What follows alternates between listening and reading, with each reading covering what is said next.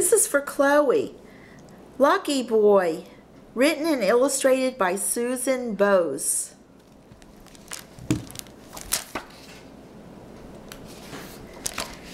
He didn't start out lucky. He was just boy, as in here boy, down boy, good boy, bad boy. How he came to be a part of the Guston family was a long-lost fact. It wasn't as if they even wanted a dog. He was an afterthought, a whim. Someone had one day, while passing a box marked free in front of the supermarket. The Gustons were not bad people. They just had no time for Boy. They had time for other things. Always on the go to work or school, they shopped a lot, took off weekends, and filled their lives with things more important than the little brown dog. Boy knew they would never let him in the house or take him for a ride in the car because he was kind of stinky. They always told him that. So he sat in the backyard day after day, month after month. There wasn't much to look at. He had already looked. One small shrub shaded a spot along the fence. A clothesline ran the length of the yard, but it was no longer used since the Gustons had bought a new dryer the year before. A doghouse had been hastily installed in the corner by the back porch. The yard was cold and muddy in the winter and hot and dusty in the summer. This day it was spring, neither hot nor cold, just perfect. Boy lay on his back in the dirt, soaking up the warm sun. He kicked his stubby legs in the air. Things looked funny and new upside down, and he felt as if he could fall out of his backyard and into the sky, escaping over the tall fence.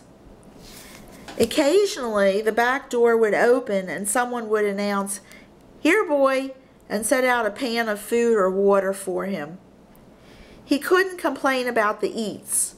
If anything, the food was too plentiful, and he was riding low these days.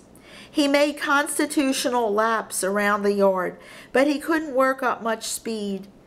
And what was the point anyway? Sometimes a cat or a bird made its way into the yard, and Boy was torn between being nice to a companion, close, and chasing it as hard as and fast as he could for some excitement.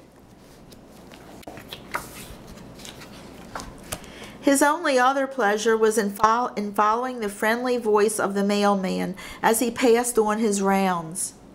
Boy would spy him through the knots in the fence boards and rush to talk in excited yelps all along the length of the fence. On the other side, the mailman would sing along. "Oh, I went down south for to see my Sal, singing Polly Wolly Doodle all the day. For my Sally, she was a spunky gal, sing Polly Wolly Doodle all the day. Fare thee well, fare thee well, fare thee well, my fairy fay. For I'm off to Louisiana for to see my Susiana, singing Polly Wolly Doodle all the day." Today, as every day, Boy reached the end of the fence, breathless as the mailman turned the corner. At the house next door, an old man sat on a porch swing, staring at the flowers his wife had planted months before. The mailman stopped for a moment.